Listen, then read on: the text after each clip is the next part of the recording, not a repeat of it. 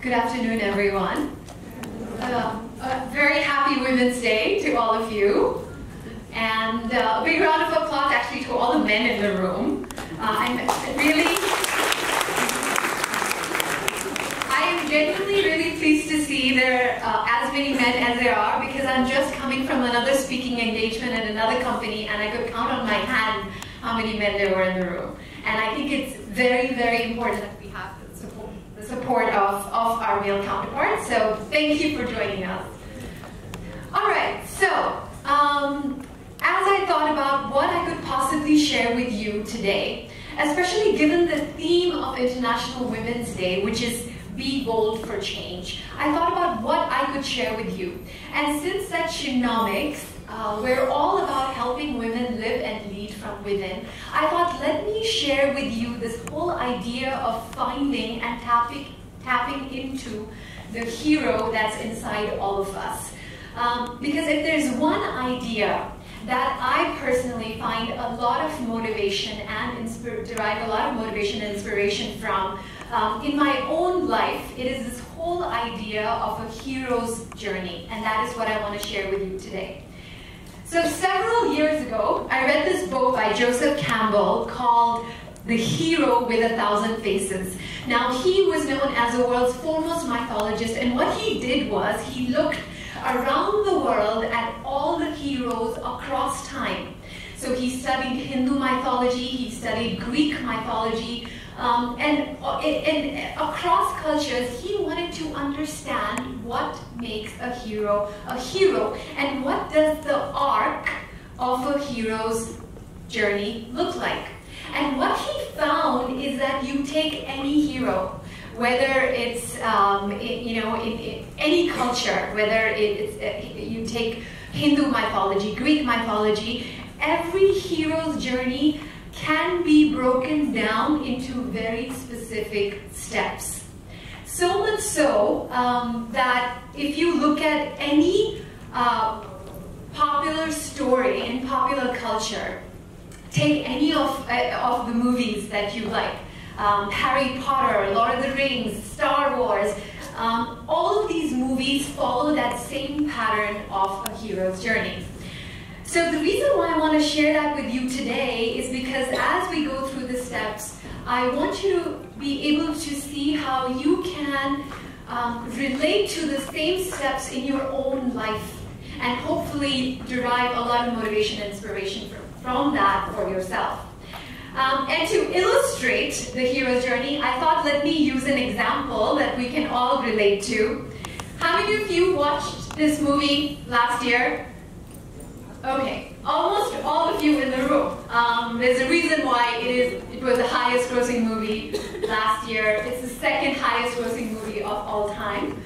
And the reason why I picked this movie, is because it's not just a fictional story, it's a real story about these real fighters and wrestlers. And also because it has a female protagonist. So it's perfect. So before we go on our hero's journey, the first thing that we're going to do is get into the mentally and physically into the mindset of a hero. Now, one thing that every hero, specifically every superhero, has in common is that they all have a posture that they assume that is a signature trait of theirs. So for a female superhero, let me take the example of a female superhero, Wonder Woman, her signature posture is, does anyone know? So she stands with her feet apart and with her both hands on her waist, like so. So, all of us are going to do that, so can I have everyone up on their feet? Everyone, come on.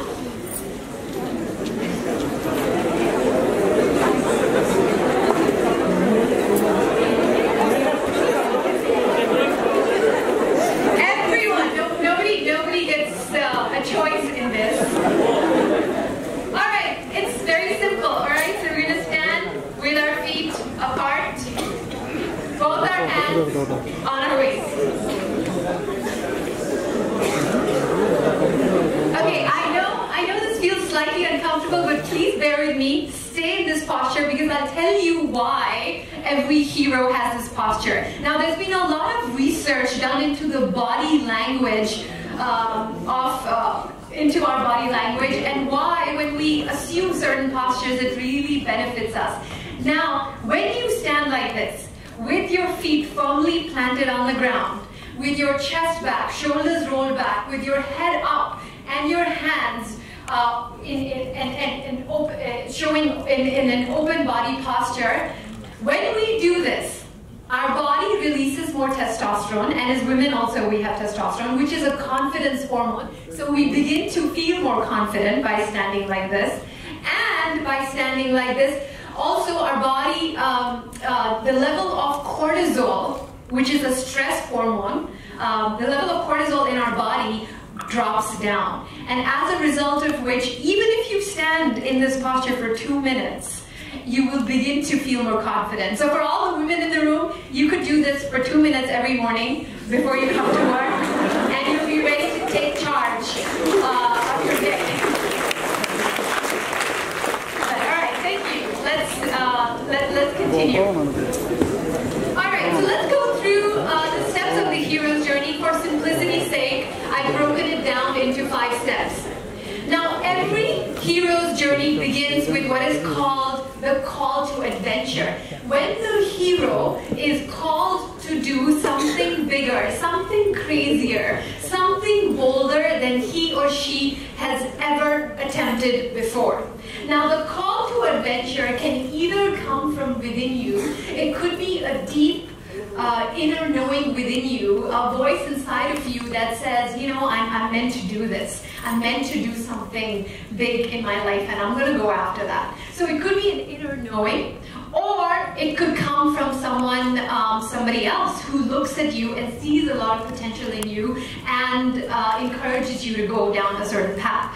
So for example, if we look at the story of Gautam Buddha, so for him, his hero's journey began with an inner knowing that his life no longer should no longer be contained within the confines of his kingdom. He knew that there's something else outside that is calling him, and he needs to go in search of that.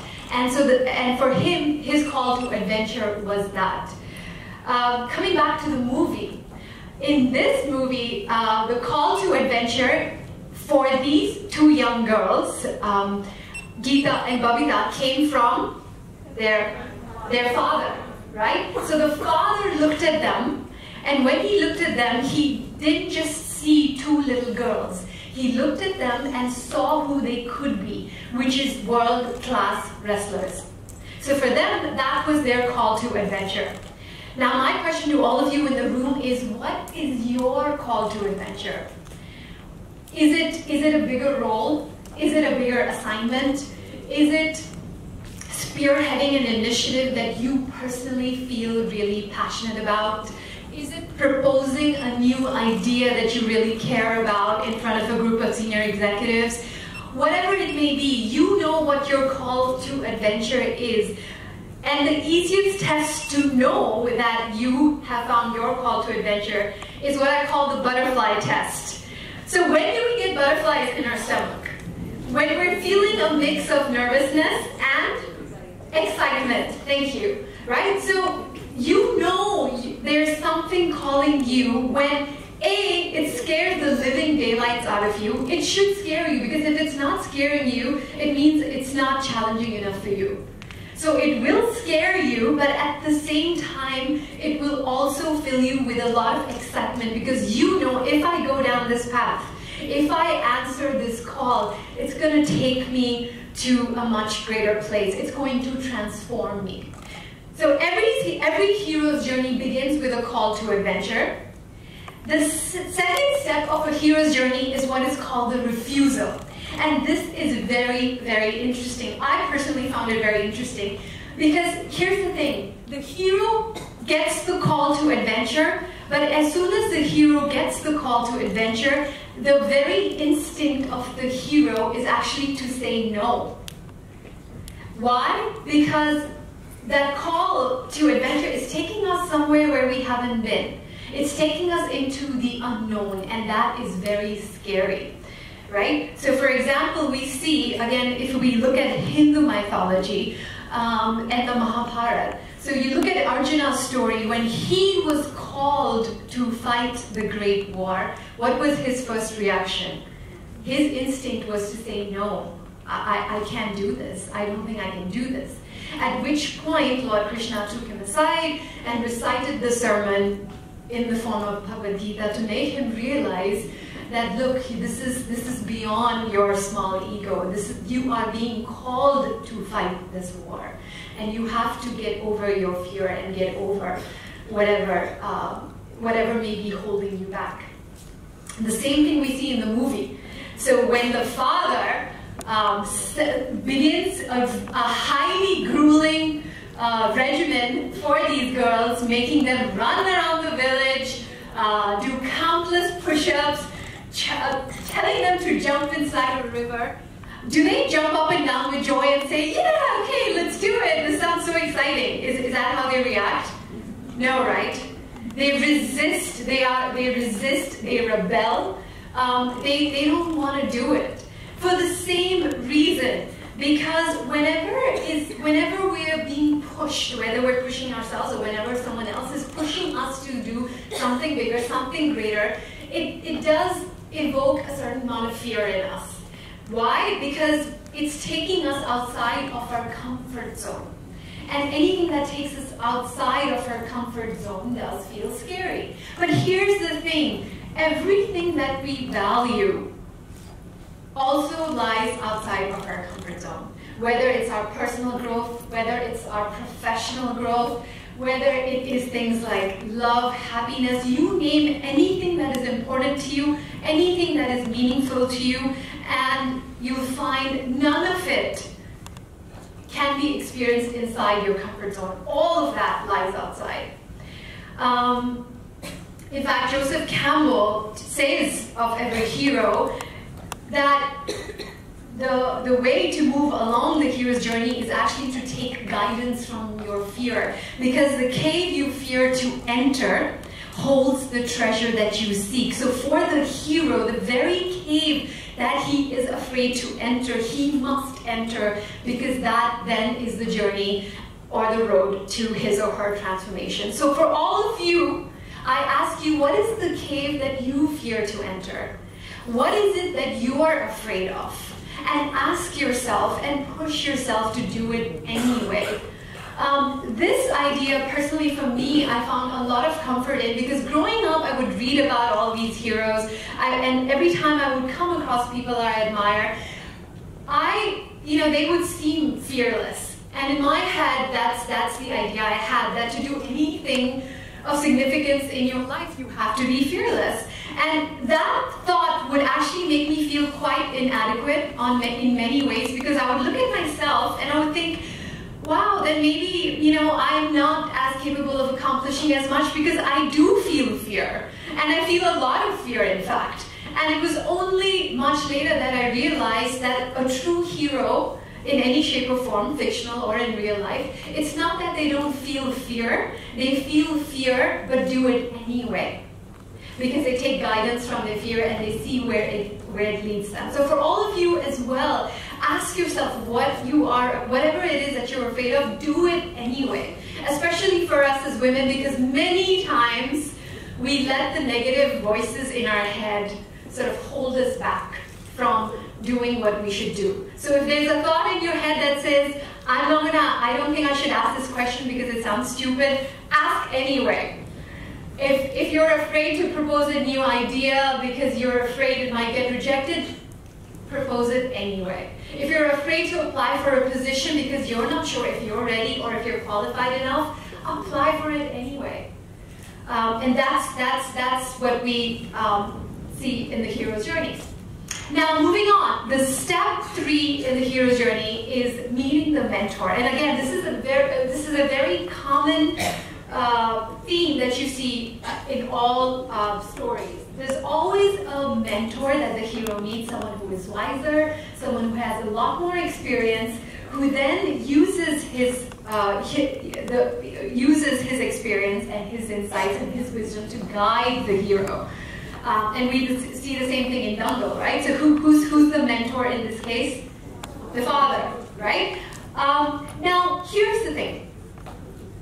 For us as women in particular, as we are going about our hero's journey in our career, there's a very specific kind of mentor that we need in our careers. Now, a mentor could be anyone who can give us guidance or advice, right? So it could be a peer, it could be someone younger than us, it could be someone older than us. But for us as women in particular, the kind of mentor that we want to seek out is someone who has decision-making power in the organization. Because if you look at the research today, and you take men and women, all things equal, so you take men and women with the same level of experience and the same level of expertise. If you look around organizations today, men are still being promoted at higher rates than women. Why is that? One of the primary reasons, I think, and what the research supports as well, is that men are smarter about who they build a relationship with within the organization. And I think that's something we can learn from the men in the room. And let's, as women, let's also get smart about our career and seek out the same kind of mentors that are called, in fact, a sponsor. So a sponsor is where the mentor goes beyond giving feedback and advice and actually uses his or her influence with senior executives to advocate for the mentee. So what I would encourage all of you in the room to do is take a close look at the organizational structure that you are working within and ask yourself, who are the people in the room who are going to be making a decision about my career? Who are going to decide whether I get XYZ assignment or not? Whether I get this promotion or not? Who are all of those individuals who are going to be in the room and go beyond just your reporting manager? Who's going to be in the room? And how can I build a relationship with every single one of those individuals? Now, as women, I know a lot of women I work with sometimes push back on that idea because they think it's trying to be political or somehow it just doesn't sit well with them. But honestly, all it is relationship building. All you're doing is building relationships, but building relationships with the right people who can help you advance whatever goals you have in your career. So it's just getting smart about it. And let's face it, relationship building is something that comes naturally to us women, so why not leverage that? Why not build on that? So that's step 3. Step 4 in a hero's journey is, of course, a series of tests and trials that the hero is put through. Because unless you are put through those tests and you successfully pass those tests, you're not truly a hero, right? So we see this in every movie, in every story. There's always a nemesis that the hero has. That in some cases it could be a demon or an actual figure.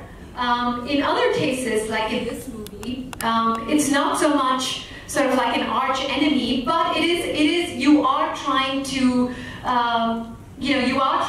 win over your people that you are fighting against. So in her case, it's about winning over her competitors.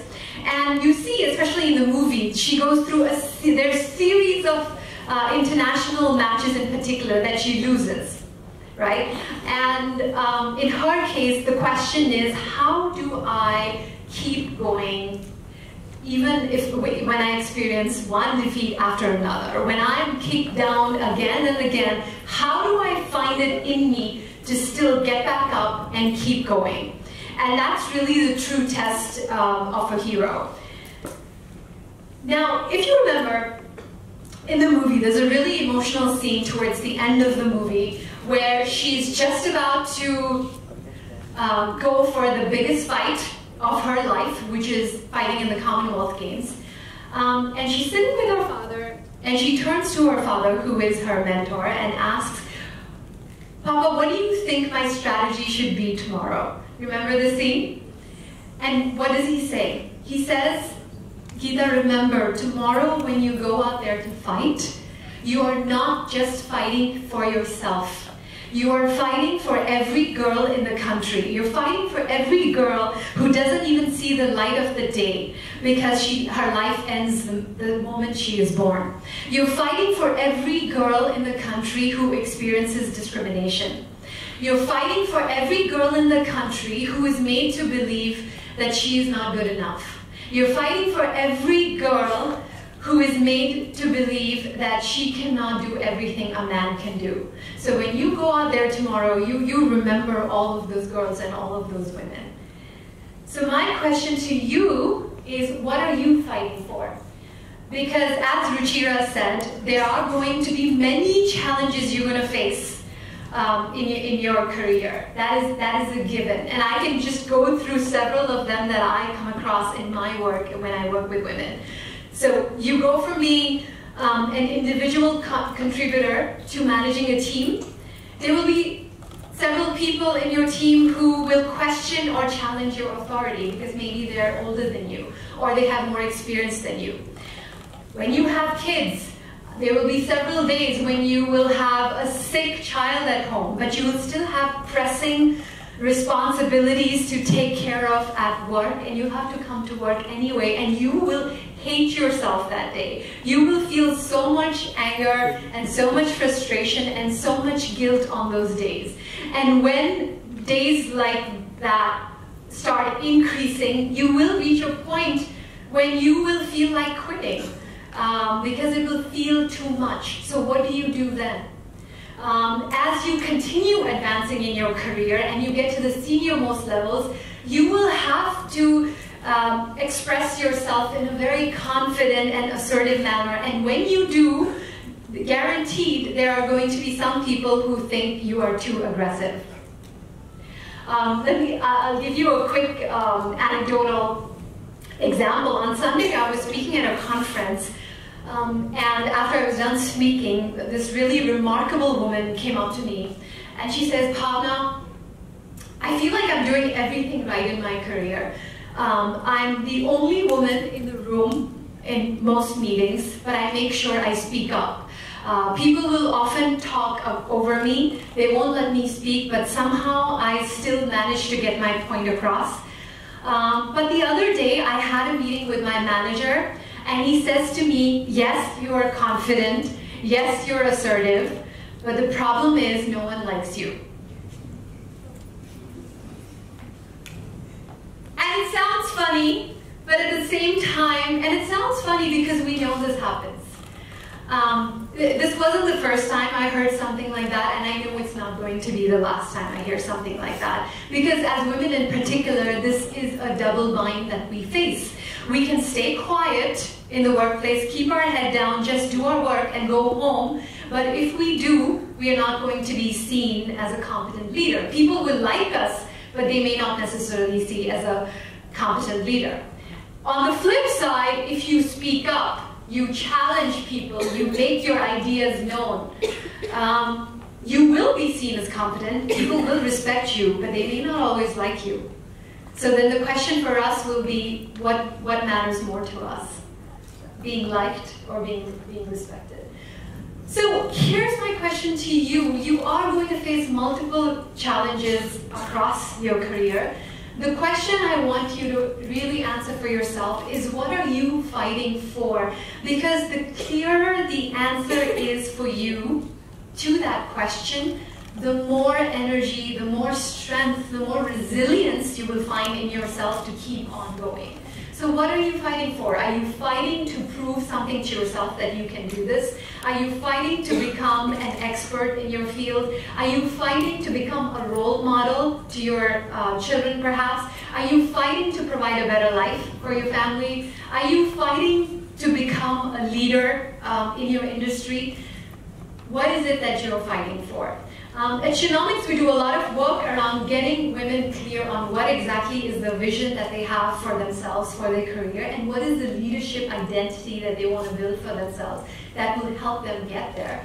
But since today we just have a few minutes, one test I want to also share with you is what I call the obituary test. And all it is simply asking yourself at the end of your career or at the end of your life, if there were three things, right? Just three words that you will want the people in this room today to remember you for, what would those three words be? And let's say those words are courage, integrity, and kindness. Then at any point in your career, if you come across any challenge, you always ask yourself, would a woman who stands up for courage, what would she do? Would she still apply for this position even though if she doesn't feel she's ready? Someone who stands up for integrity, what would she do in this situation? If she sees that something wrong is happening around her, would she speak up or would she not speak up? Someone who stands for kindness, what would she do? Would she still send this email that she's about to send? Would she still speak to this colleague the way she wants to, or not? And just by asking, for me personally, just by asking myself this question, whenever I feel stuck, I often find the answers I need to keep on going. So this is something for you to introspect over. Now finally, the hero's journey ends when the hero successfully overcomes the enemy and emerges victorious and then comes home. So in this case, we see Geeta who wins this really critical match, and she returns to that same small village from where she comes from. And often what we see with a lot of heroes is that what really brings the hero's journey full circle is if you take the learnings from your journey and begin sharing it with others. So again, taking a mythological example, we see this in the case of Gautam Buddha. So once he attains enlightenment, he then comes home and then starts sharing his philosophy and his learnings with the people who then become his disciples. Now for us as women, what we want to do is for every time we pass through one phase of our hero's journey, let's look around and lend a helping hand and reach out to women who still have to go through those struggles in life.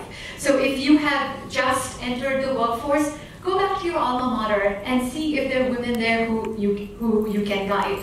Once you have gone from junior to mid-management levels, look around and find these young women and see how you can help them get through the challenges that you yourself faced when you were at that stage. When you get to the senior-most levels, again, look around and see if there are women in the organization whom you can not just mentor but sponsor, and really put the weight of your your position behind them to help advance them as well. Madeleine Albright, who was a U.S. Secretary of State, had famously said there's a special place in hell for women who don't help other women. And I'm a very positive person, so I'm going to put a positive spin on this and say there's a very special place in heaven for women who do help other women. And an equally special place for men who help women. So keep that in mind, because even if every one of us, if we reach out to one other woman, collectively, I do believe we can be unstoppable and there's nothing we can't do. So that's the hero's journey for you in a nutshell. Keep asking yourself, where are you? What is that call for adventure for you that's going to begin you on this journey? And just take comfort and faith in the fact that there are going to be lots of ups and downs. But if you keep persisting, sooner or later you will get that success that you are going after, and it will all come full circle. So the last thought I want to leave you with is this. You already have everything that you need to go after whatever it is that your heart desires. It's all within you. It's just a matter of looking within and tapping into the reserves, tapping into that heroic strength that you have, and with that you can go after anything that your heart desires. So as a last, to bring this to a close, I want each of you to turn to the person on your left and turn to the person on your right, shake their hands and say good luck on your hero's journey. Good luck.